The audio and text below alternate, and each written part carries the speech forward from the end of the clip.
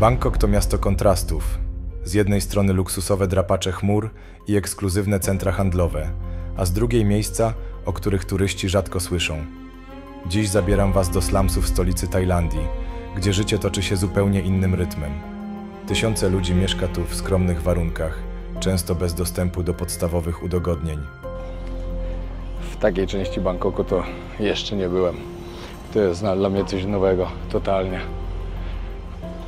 Możecie zobaczyć, wszędzie ścieki płyną, ale śmierdzi. Mimo trudności, mieszkańcy tych dzielnic pokazują niesamowitą siłę i gościnność. Jak wygląda ich codzienność? Z jakimi wyzwaniami muszą się mierzyć? Odpowiemy na te pytania, zagłębiając się w mniej znaną stronę Bangkoku. Zapraszam na wyjątkową podróż. Tutaj też te slumsy zamieszkują właśnie mieszkańcy Birmy, mieszkańcy Kambodży, którzy po prostu tutaj uciekli do Tajlandii. No i trafili tutaj po prostu, no bo są biedni, nie mają pieniędzy. Tutaj mogą żyć w większości miejsc za darmo, po prostu tak jak Wam mówiłem, bo nie płacą żadnego rentu. Żyją w takich domach, ciężko to domem nazwać. W miejscu, w którym żyją na przykład w jednym pokoju, mogą żyć nawet po 20 osób. Śpią obok siebie i muszą przetrwać.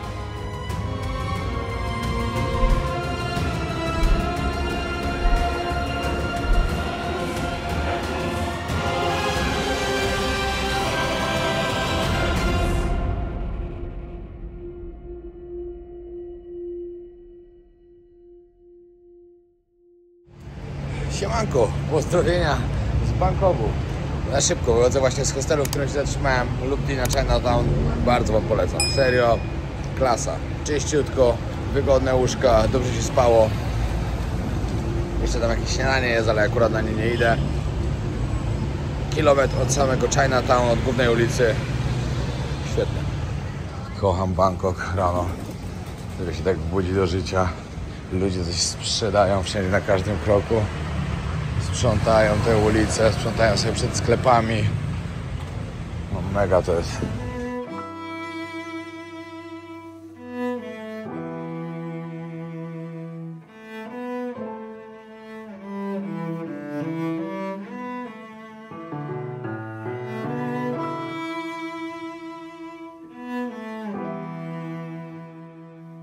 Akurat przechodziłem obok, jak szedłem na śniadanie i zobaczyłem, że jest jakaś świątynia, której nigdy nie widziałem.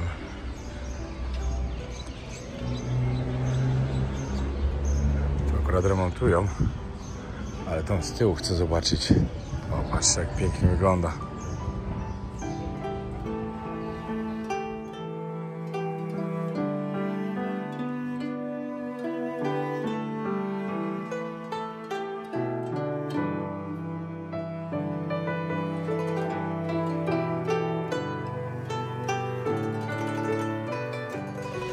Fajnie wyglądało. Wiecie, zawsze warto wejść i zobaczyć.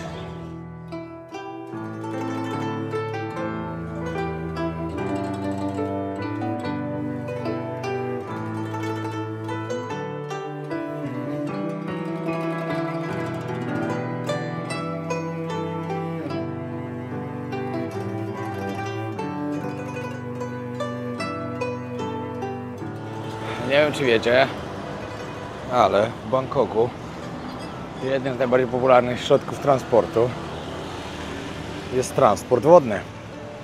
Pływają tutaj kanałami te łódki. Bo praktycznie w Bangkoku macie wszędzie kanały. Nazywane jest to węzłem wschodu, czy jakoś tak. No i jest to bardzo, bardzo popularne.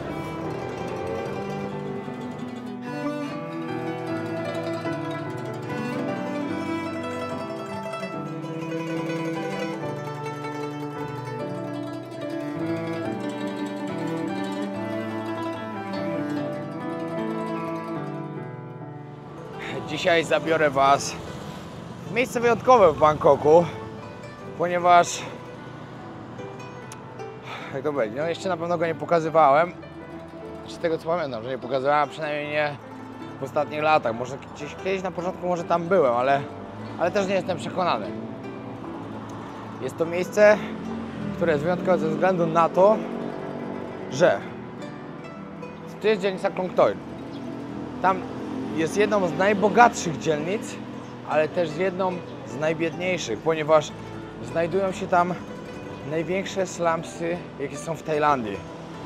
Ale zanim tam pojadę, pokażę wam jeszcze jedno miejsce, w którym jeszcze nie byłem nigdy, w Bangkoku. I właśnie tu do niego wchodzę. Kiedyś widziałem to parę razy, jak przejeżdżałem, ale nigdy tutaj w środku nie byłem. No i okazało się teraz, że akurat mam hotel koło tego miejsca. No i fajnie to będzie pokazać.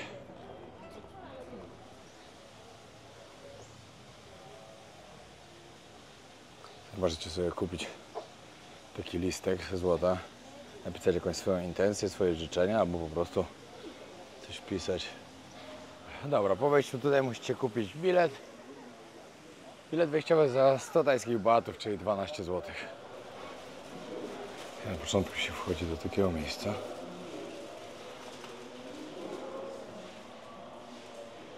O, no.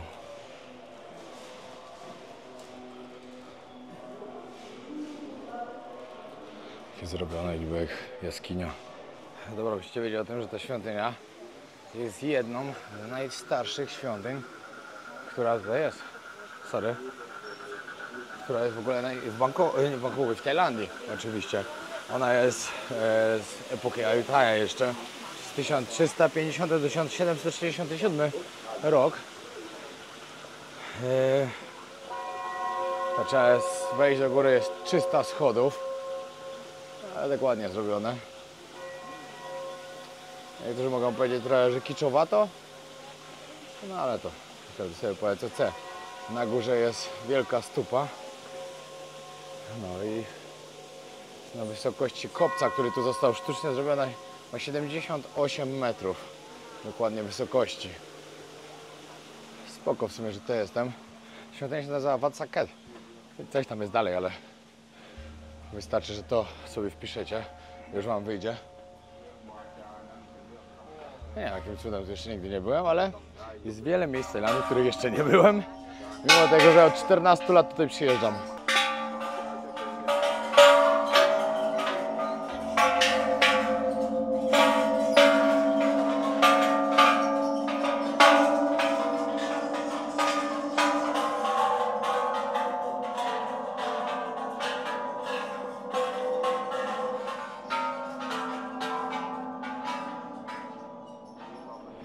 Otwarty tutaj macie od 7 do 19.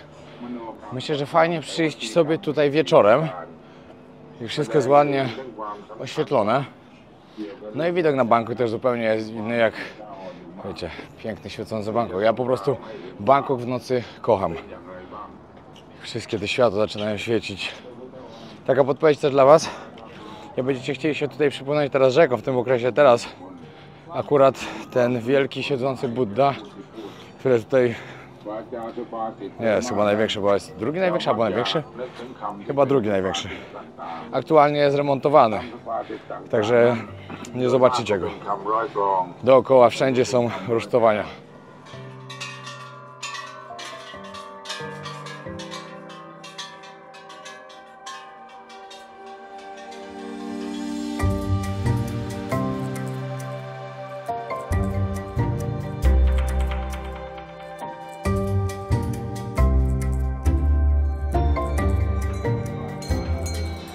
Patrzcie, jaki jest smog w Bangkoku. Szok po prostu.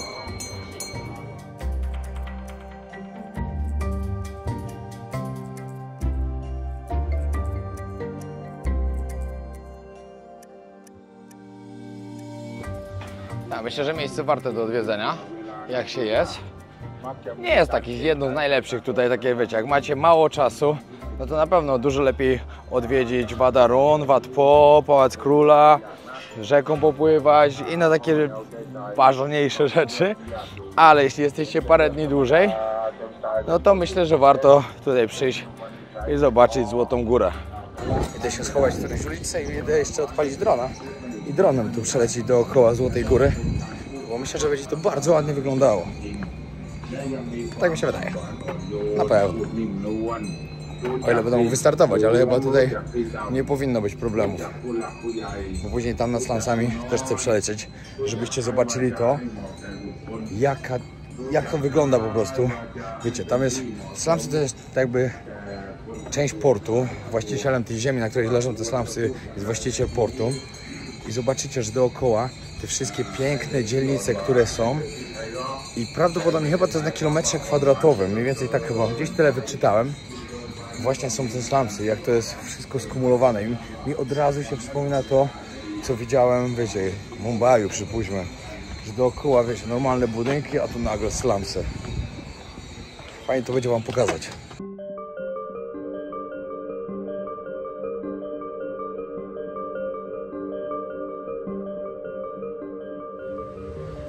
Znalazłem, ci ludzie tu mieszkają, tak śmierdzi od tej rzeki.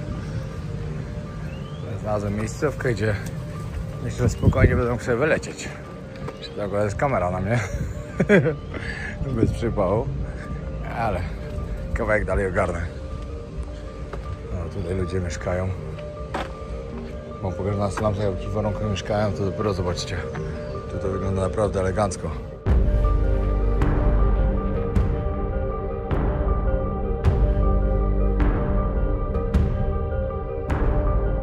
Wat Saket to jedna z najstarszych świątyń w Bangkoku, której historia sięga ery Ayutthaya. Jej charakterystyczna złota Hedi wznosi się na sztucznym wzgórzu, oferując panoramiczny widok na miasto. Aby dotrzeć na szczyt, trzeba pokonać ponad 300 schodów, otoczonych dzwonami i figurkami buddyjskimi. W świątyni znajduje się relikwia Buddy, co czyni ją ważnym miejscem pielgrzymkowym dla Tajów. W cieniu Złotej Góry znajdują się jedne z najstarszych slumsów Bangkoku, gdzie ludzie żyją w małych, blaszanych domkach. Mieszkańcy tych dzielnic często zmagają się z ubóstwem, brakiem dostępu do bieżącej wody i trudnymi warunkami sanitarnymi. Wąskie uliczki pełne są straganów, gdzie sprzedawcy oferują jedzenie i drobne towary, by zarobić na życie. Mimo trudnych warunków, społeczność jest tu bardzo zżyta, a ludzie wspierają się nawzajem w codziennych wyzwaniach. Spacerując po tych okolicach, można zobaczyć kontrast między duchową atmosferą świątyni a surową rzeczywistością miejskich slumsów.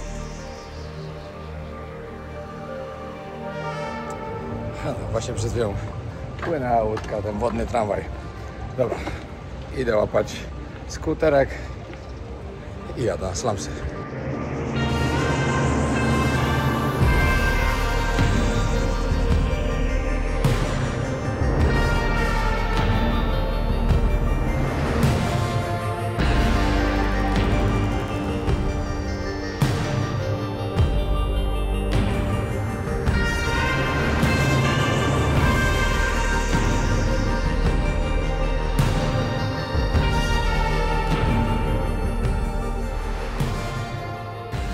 Dobra, przyjechałem, jest na Klong Toei. Żebyście wiedzieli, Klong Toei to są i bogate dzielnice, i ta biedna, której tutaj jestem. Ta biedna tu jest podzielona na 3 różne strefy. Jest strefa log 1, 2, 3, log 3, 4, 5, nie, 4, 5, 6 i 70 raj. Ogólnie ma to powierzchnię około 1 km², mieszka ponad 100 000 ludzi. Teraz wam pokażę, jak to tu jest podzielone. Tu możecie mniej więcej zobaczyć. Ja teraz właśnie wchodzę na tą 70 rai. Na samym początku chciałem powiedzieć o rzeczach, które tu się dzieją. Działają tu różne fundacje właśnie. Ja teraz jestem pod jedną taką fundacją, czyli fundacja dla Slum Children, czyli dla dzieci ze slumsów. Wiem, że działa to też tak, że można po prostu pomagać tym dzieciom, można robić jakieś donacje, można, za to dzieci będą do szkoły wysyłane, dzieciom będą kupowane różne rzeczy. Także to nie wygląda tak, że na przykład tylko w Afryce trzeba pomagać. Pomimo tego, że Tajlandia jest jaka jest, to tutaj też są biedne rejony, tak jak na przykład tutaj te slumsy, to są największe slumsy w ogóle w całej Tajlandii i tutaj też pomoc jest potrzebna. Patrzcie, jak to wejście do tej właśnie dzielnicy Raj 70. Tak jak wam mówiłem, to jest to podzielone na 3 strefy. Te 2 pierwsze strefy, które wymieniłem, tam ludzie nie mają praktycznie żadnych praw, ponieważ oni są tam, większość z nich jest tam po prostu nielegalnie. Oni nie płacą żadnego rentu. Tutaj cały ten teren należy do portu, który znajduje się obok właśnie. Ale Tam ci po prostu nie płacą, tam często nie ma prądu, nie mają często kanalizacji. Tutaj, gdzie jestem teraz, jest trochę inaczej. Oni już płacą jakiś rent. Jest to bardzo niski, większość z nich to płaci po prostu 100 tajskich batów. No i dużo ludzi właśnie stąd pracuje w tym porcie, który tutaj jest. W porcie zarabiają około 400 tajskich batów dziennie. Także koniec końcem wcale nie jest tak źle. Znaczy nie źle po zarobku, ponieważ jak wiem, to na przykład w 7-Eleven zarabiałem na przykład miesięcznie 10 tysięcy batów normalnie. Także jak oni tam pracują, przypuśćmy codziennie, to mają coś podobnego, podobną wypłatę. O, tutaj możecie zobaczyć, kolejna fundacja jest Sikha Asia Foundation. Chyba dla dzieciaków bardziej, bo widzę, że tam jakieś rysunki są, jakieś takie książeczki. No a tu za płotem już widać właśnie port. Z tego co słyszałem, co gdzieś tam wyczytałem, te slumsy mają zniknąć stąd podobno. Mają tu wybudować jakieś nowoczesne hotele, centra handlowe, zagospodarować to wszystko jakoś. No i tych ludzi mają przenieść gdzieś daleko stąd. Także myślę, że dla nich to będzie coś strasznego. No powiem wam tak, że dzięki takim fundacjom, jak tu działają właśnie, ci najbiedniejsi ludzie stąd mogą dostać codziennie jakiś posiłek. Tutaj przygotowują te posiłki dla nich. Dodatkowo dzieci też mogą dostać posiłek. Mają takie miejsca, do których mogą pojechać sobie po prostu, spędzić czas, uczyć się, spotykać się razem, zjeść coś przede wszystkim. Nie każdego stać na to, żeby właśnie to dziecko jadło. Także fajnie, że to tu działa i fajnie, że ludzie wspierają takie miejsca. O, to jakiś plac zabaw dla dzieci. Chyba jestem w jakiejś szkole teraz. Ale właśnie tam zobaczyłem ring do Muay Thai, także idę zobaczyć. To jest boisko jeszcze. Idę zobaczyć, jak to wygląda. OG Academy. A dobra.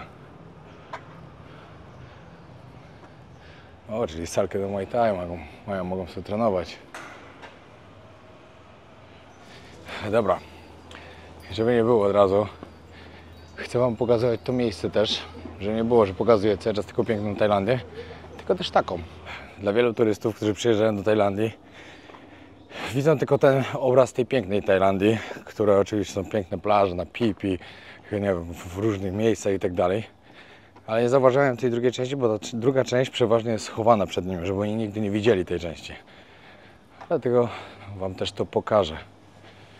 I szczerze mówiąc, jestem tu naprawdę na tych największych slumsach, jakie są, ale wiecie, już widziałem też takie, widziałem dużo gorsze miejsca niż te. No i przede wszystkim jest to, że w Tajlandii w takim miejscu możecie się bezpiecznie czuć. Tajlandia jest najbardziej chyba bezpiecznym krajem na świecie, jaki w ogóle widziałem, także pełen luz. Mieszka tutaj 100 tysięcy ludzi na tych slumsach. Ale śmierdzi.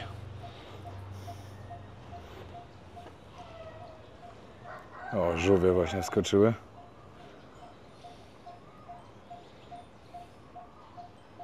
Ale to jest żur, patrzcie, jaki kolor ma ta woda w ogóle.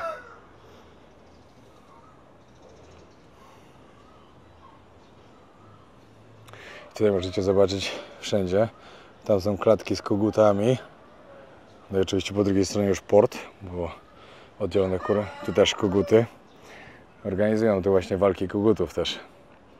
Byłem kiedyś na takich walkach. Nic ciekawego, szczerze mówiąc. Z takich ważnych rzeczy, które powinniście wiedzieć. Tutaj też te slumsy zamieszkują właśnie mieszkańcy Birmy, mieszkańcy Kambodży, którzy po prostu tutaj uciekli do Tajlandii. No i trafili tutaj po prostu, no bo są biedni, nie mają pieniędzy.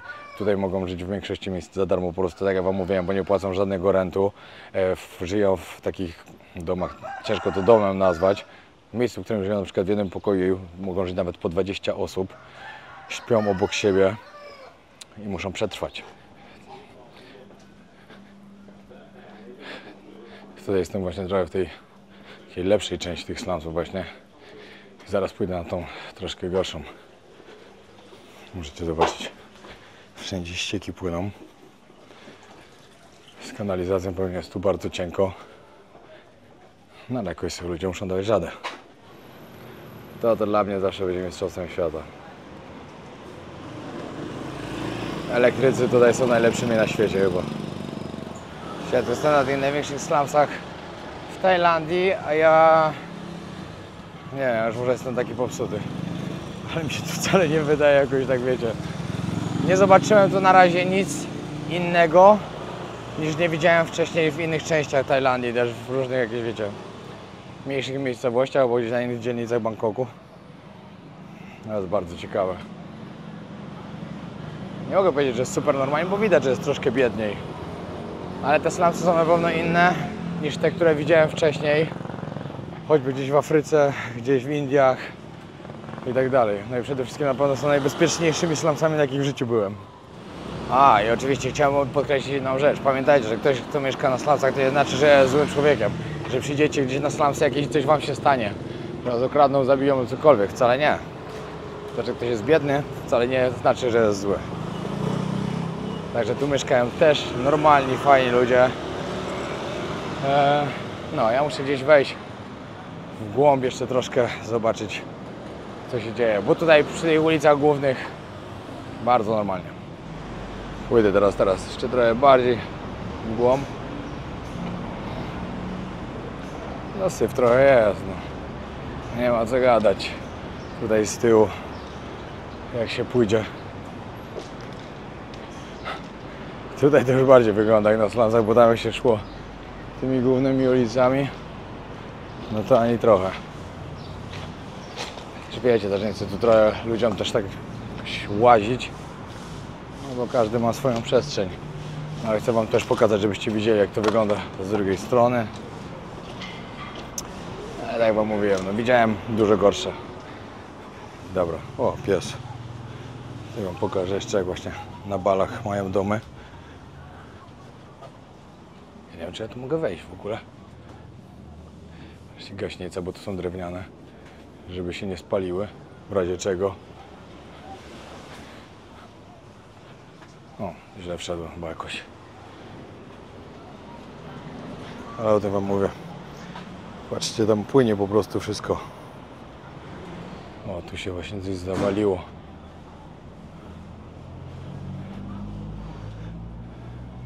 Ciekawe, co się stało. No ale tu ta część właśnie, tu jest ta, co ludzie żyją bez tych żadnych praw, nielegalnie, nie płacą tu za czynsz. I tak wygląda, no. Co przetrwa, to stoi, a co się zburzy, to zburzy. Często w takich małych domkach właśnie żyją w kilkanaście osób, żeby tylko gdzieś mieszkać. No, w takiej części Bangkoku to jeszcze nie byłem. To jest dla mnie coś nowego, totalnie. Patrzcie, no, i tak to wygląda. No, ta część tutaj, w której już jestem, to są slumsy. To są totalnie tam, gdzie byłem wcześniej, to co wam pokazywałem. Ta część, ta jedna z 3 części, to się nazywa z kupą Happy Birthday. O, tu jest mocny śmietnik. Ciekawe, czy tu w ogóle cały czas jeździ pociąg, czy nie? Mnie zastanawia.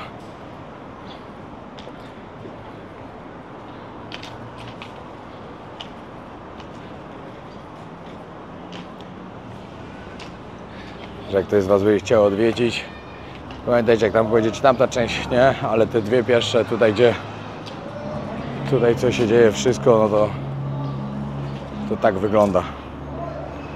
No, żebyście nie myśleli, bo normalne samochody też są. Patrzcie, tutaj mają na zewnątrz po prostu telewizor, kanapa. Nie mają nawet dachu nad głową, co się mówi. No widać tą biedę, naprawdę widać. Chociaż też wiecie, no też mają ludzie samochody. Chociaż w Tajlandii często jest tak, że żyją w bardzo słabych warunkach.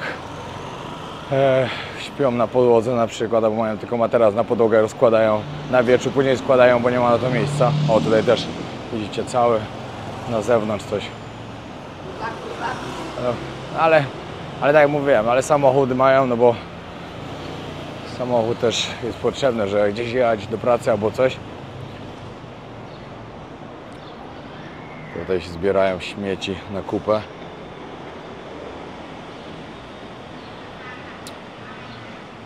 No naprawdę Nie widziałem tego jeszcze wcześniej tutaj. Coś nowego odkryłem. A wiecie, co jest niesamowite w takich miejscach? Że nawet tutaj, gdzie jest taka okropna bieda, ci ludzie naprawdę nic nie mają. Albo mają, ale bardzo mało. Gdzie nie idę, uśmiechają się do mnie. Nie widziałem tu ani jednego białego. No tutaj nikt nie przychodzi, no po prostu wiecie, ta dzielnica, tak jak wam mówiłem, wszystko dookoła tutaj są wieżowce. Jest port. Każda dookoła dzielnica jest bogata i to są chyba jeden z najbogatszych dzielnic. Po środku są slumsy.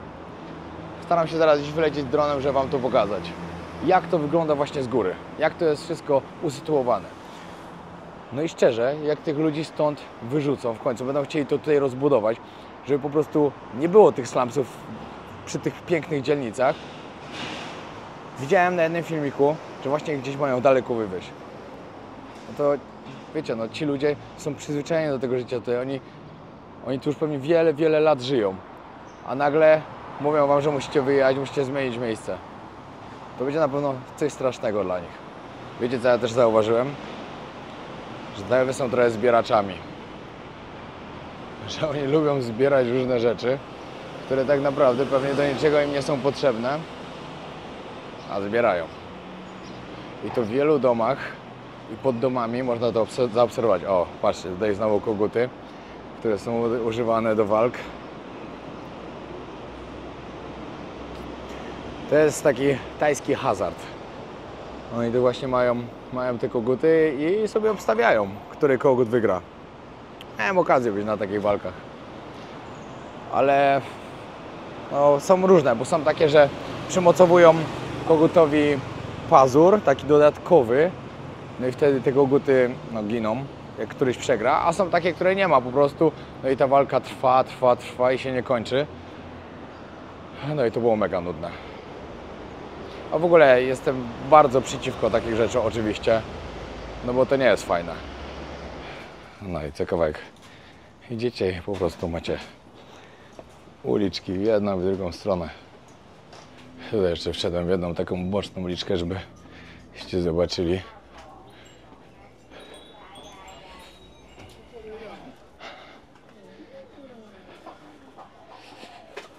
Tak to wygląda. Sorry, Kap.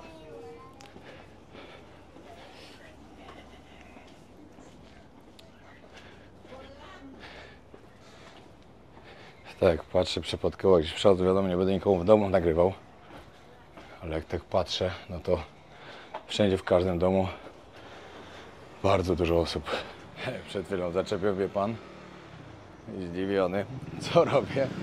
Ja będę nic, że sobie chodzę, że mieszkam w Tajlandii od wielu lat, a że tu jeszcze nigdy nie byłem. Chciałem zobaczyć, jak to wygląda. Wszystko z uśmiechem na ustach. Pamiętajcie, jak będziecie się uśmiechać do ludzi, oni to samo wam odwzajemnią. To jest fajne w Tajlandii. Uśmiech. Na środku torów sobie prowadzi biznesik, także chyba te tory nie działają. Chociaż nie wyglądają na takie, które by nie działały. Może wie, kiedy pociągi przyjeżdżają, kiedy trzeba zejść. Ale tutaj na torach syf jest okropne. No i dobra, kończę moją wyprawę na slumsy Klong Toi. Slumsy, które tak naprawdę są slumsami wewnątrz bogatych dzielnic i gdzie są uśmiechnięci i fajni ludzie. I to chyba są najbardziej przyjazne slumsy na świecie, szczerze mówiąc. Teraz czas iść sobie coś zjeść i ruszam dalej, pozwiedzać. Także to jeszcze nie koniec tego odcinka. Tutaj po drugiej stronie slumsów, po drugiej stronie ulicy jest jeszcze takie blokowisko, które też dalej chyba jest slumsami jeszcze.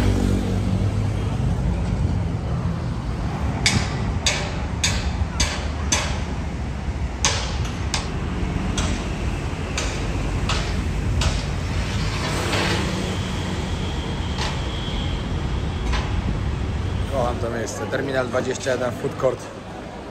Zjadłem pyszną zupę, zjadłem pyszny obiad, ryż z 3 różnymi mięskami, do tego shake. Wydałem 15 zł. A jestem najedzony pod korek. Uwielbiam.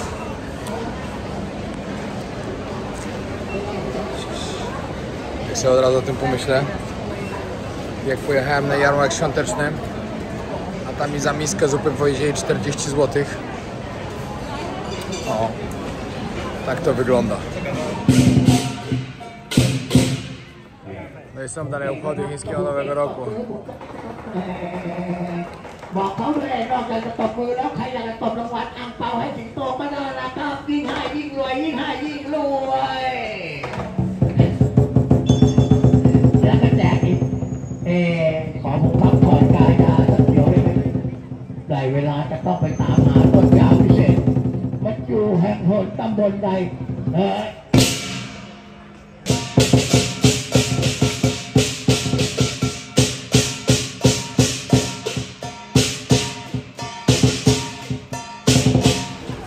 No i patrzcie, takie coś powinno być na chińskim Nowym Roku wczoraj. Takie smoki. I oni później tam na górę powinni wychodzić, na górę powinni wychodzić po tych falach. No ale cóż, zaraz będą chyba zaczynali. Teraz przerwę mają krótką. Jak się uda, to wam pokażę coś. Pamiętajcie, zawsze jak są jakieś takie imprezy, to Chinatown jedno, ale właśnie na Siam to zawsze się coś dzieje. Tak samo jak jest Songkran, tajski Nowy Rok, to też tutaj się bardzo dużo dzieje. Chociaż wtedy to się dzieje wszędzie. No, miałem spotkanie z kolegą, fajnie czas spędzony, pozdrawiam. Teraz przyjechałem właśnie już z powrotem na stację Bangsu, czyli stąd, gdzie jedzie czerwona linia na lotnisko Don Mueang i transport w sumie na lotnisko będzie się 100 batów.